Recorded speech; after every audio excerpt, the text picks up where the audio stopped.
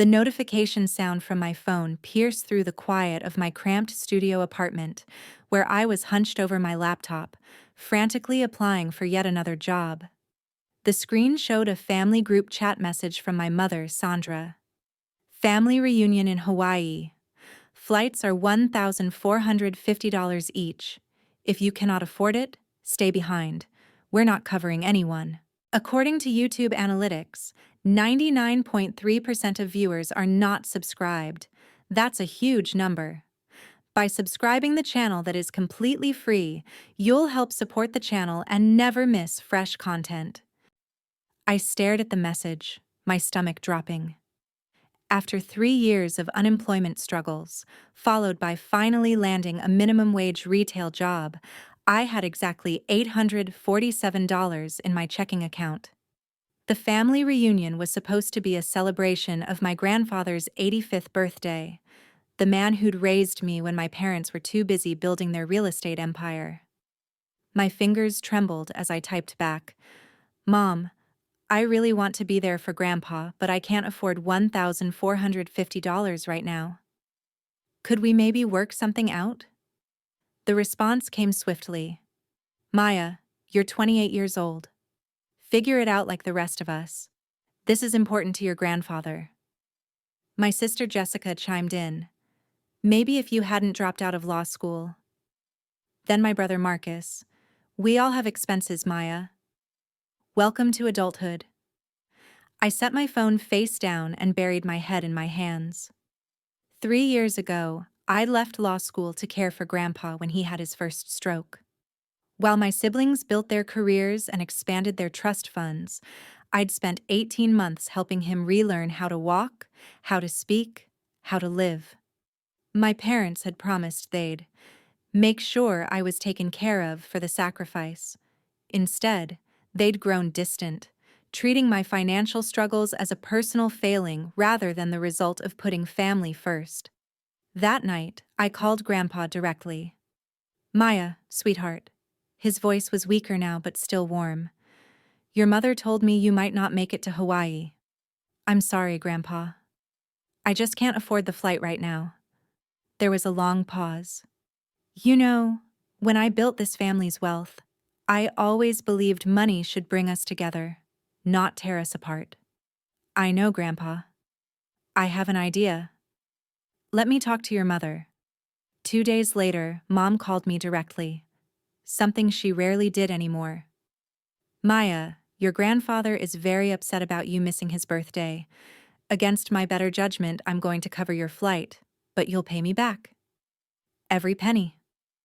Relief flooded through me. "Yes, absolutely. Thank you so much, Mom. How much do I owe you?"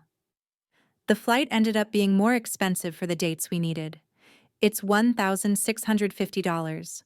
I'll send you the confirmation." I didn't question it. I was just grateful to be included, to see Grandpa, to feel like part of the family again. The Hawaii trip was everything I'd hoped for. Grandpa's face lit up when he saw me, and for 4 days, I felt like I belonged again. We had family dinners, went snorkeling, played cards on the beach. My siblings were nicer to me than they'd been in years. Even Mom seemed warmer, more like the mother I remembered from childhood. On the last day, as we sat watching the sunset, Grandpa squeezed my hand. "I'm so glad you made it, Maya. Family should stick together." "Me too, Grandpa. This meant everything." When I returned home, energized and reconnected with my family, I immediately started working extra shifts to pay Mom back. It would take months, but I was determined to honor my commitment. 3 weeks later, the bill arrived. I opened the envelope expecting to see a simple invoice for $1,650. Instead, I found an itemized statement that made my blood run cold. Maya's flight. $1,650. Family coordination fee. $2,000. Trip planning services. $1,500. Administrative costs. $890. Maya's share of family dinner costs. $1,200 accommodation booking fee. $1,200 travel insurance for group, $800 miscellaneous expenses, $300 total, due, $9,540. My hands shook as I read it again. Then again. I called Mom immediately. Mom, there must be a mistake. This bill says I owe $9,540. That's correct. I covered all the expenses related to including you on this trip. The flight was just the beginning. But you said I'd pay you back for the flight. You never mentioned any of this other stuff. Maya, did you think your inclusion in this family vacation was free? Someone had to coordinate everything, book the accommodations, plan the dinners. That someone was me. And since you needed charity to attend, you need to cover the real costs. Mom, I don't have $9,540. I don't even have $2,000. Then you'll make payment arrangements. I expect $400 a month until it's paid off. And Maya? Next time you'll think twice before needing handouts. I hung up, dizzy with disbelief. She'd set me up. The warm welcome, the family bonding, Grandpa's joy. It had all been real, but underneath was a calculated trap. That night, I couldn't sleep. I kept thinking about Grandpa's words. Money should bring us together, not tear us apart. I thought about the 3 years I'd spent caring for him while my siblings advanced their careers.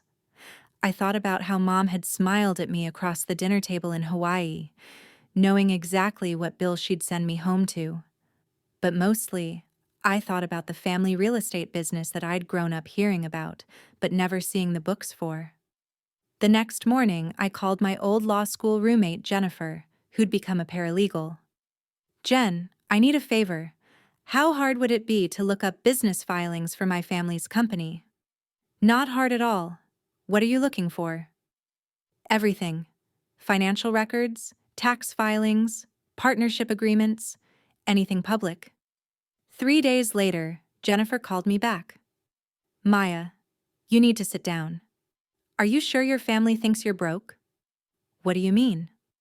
According to these documents, you're listed as a 15% partner in Carlisle Family Properties. Have been since you turned 18. This company made $2.3 million in profit last year alone. Your share would be... I did the math in my head. $345,000. And that's just last year. Maya, according to these filings, you've been earning partnership distributions for 10 years. There should be an escrow account with your name on it. My world tilted. That's impossible. I'm looking at the documents right now. Bank of California, account number ending in 4847. Your mother is listed as the account manager until you claim your partnership stake. I hung up and immediately called the bank. After being transferred 3 times and providing extensive identification, a supervisor finally confirmed it. Miss Carlisle, your account balance is currently $1,847,329.42, nearly $2 million. Money I'd never known existed while I'd struggled to buy groceries, while I'd lived in a studio apartment with a broken heater, while my family had watched me suffer and called it personal responsibility. But the betrayal went deeper than hidden money. I called Jennifer back and asked her to dig further. What she found was worse than I'd imagined. The family business had been using my partnership stake as collateral for loans. My signature had been forged on documents. Distributions that should have come to me had been marked as reinvestment at partner's request. Requests I'd never made. It wasn't just neglect, it was theft. And it had been going on for a decade. I sat in my apartment staring at the $9,540 bill and started to laugh. It began as a chuckle but grew into something harder, more determined. They thought I was powerless. They thought I was the family failure who needed their charity. They were about to learn otherwise. My first call was to a lawyer. Not one of the family-friendly attorneys my parents knew, but a sharp litigation specialist Jennifer recommended. David Chen took my case on contingency after reviewing the documents. This is fraud, Maya. Clear-cut financial fraud. We're talking criminal charges if they don't want to settle. I don't want to settle. The amount they've stolen from you, with interest and penalties, could be upwards of $3 million. I don't want money, David. I want justice. My second call was to Grandpa. At 85, his mind was still sharp, even if his body was frail. Grandpa, I need to ask you something, and I need you to be completely honest with me. I told him everything: the hidden partnership, the stolen money, the forged signatures. When I finished, there was a long silence. Maya, I'm so sorry. Did you know? Another pause. I suspected. When you were struggling and they kept saying you were learning responsibility, it didn't sit right. I should have investigated. It's not your fault, Grandpa. Yes, it is. I built this business for family, and I let them turn it into a weapon against family. What can I do to help? What Grandpa could do, it turned out, was substantial. As the founder and majority stakeholder, he had powers my parents had hoped he'd never exercise. That evening, he called an emergency board meeting. I wasn't invited to the meeting, but Grandpa called me afterwards. I've frozen all company accounts pending an external audit, he said. Your mother is upset. 20 minutes later, my phone exploded with messages. Mom, how dare you drag your grandfather into your delusions? You're destroying this family. Jessica. Maya, what the hell is wrong with you? Mom is crying. Marcus. This is insane, Maya. You're going to ruin us all over money you don't even deserve. I turned off my phone and slept better than I had in years. The next morning, I found a certified letter slipped under my door. Inside was a cashier's check for $9,540 and a note. Consider your Hawaii debt forgiven. Please call off this ridiculous audit. Mother. I took a photo of the check and texted it to David Chen with a message. They're scared. Keep digging. What David found over the next 2 weeks was a decade of systematic fraud. Not just against me, but a pattern of financial manipulation that extended to business partners, clients, and tax authorities. My missing partnership distributions were just the tip of the iceberg. The breaking point came when David discovered that my parents had taken out a $500,000 loan against my partnership stake just 6 months ago, while I was working retail and eating ramen noodles for dinner. Maya, David called me on a Thursday morning. I think it's time to make them an offer. That afternoon, I walked into my family's downtown office building for the first time in 5 years. The receptionist looked shocked to see me. Maya. Oh my goodness, you look different. I was different. I'd used some of my reclaimed money to buy a proper business suit, get a professional haircut, and hire a confidence coach. For the first time in years, I felt like I belonged in a room with my family. Mom, Dad, Jessica, and Marcus were waiting in the conference room. Their expressions ranged from angry to nervous. Maya, Dad began, we can work this out as a family. I set my briefcase on the table and pulled out a thick folder. You're right, Dad. We can work this out. Here are the terms. I slid copies of the settlement agreement across the table. Option 1. You immediately transfer full control of my partnership stake to me, along with all distributions from the past 10 years, plus interest and damages. Total amount, $3.2 million. You also publicly apologize for the financial fraud, and Jessica and Marcus undergo a full audit of their partnership stakes to ensure they haven't been victims of similar fraud. Mom's face went white. That's ridiculous. Option 2, I continued, is criminal prosecution for fraud, forgery, and embezzlement. David estimates you're looking at 5 to 7 years in federal prison, plus the complete dissolution of the business and seizure of personal assets. You can't be serious, Jessica whispered. Option 3, I said, is that I take my evidence to the IRS and the state attorney general and let them sort it out. Given the tax implications of what you've done, you'd probably lose everything anyway, but at least I wouldn't have to see you in court. Marcus slammed his hand on the table. This is extortion. No, I said calmly.